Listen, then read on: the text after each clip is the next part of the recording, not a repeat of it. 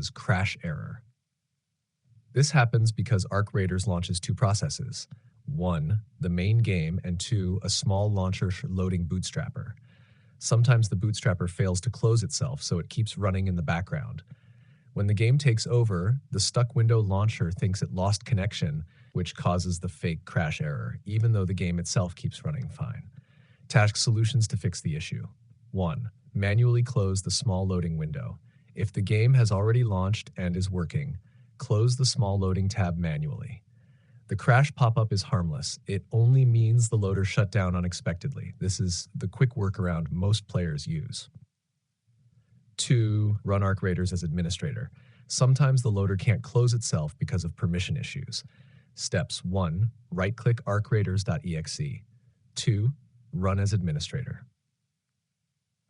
Allow Arc Raiders and antivirus Windows security. Security software sometimes blocks the bootstrapper from finishing properly. Steps: add the game folder to exceptions exclusions in Windows security, virus and threat protection, your antivirus if using one.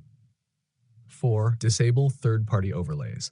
Overlays can interfere with the loading process. Discord overlay, NVIDIA AMD overlay, Steam overlay, MSI Afterburner, Rivatuner. Turn them off and launch again.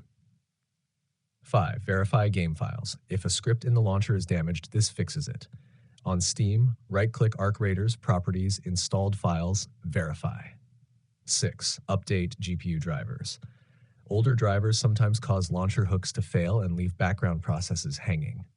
7.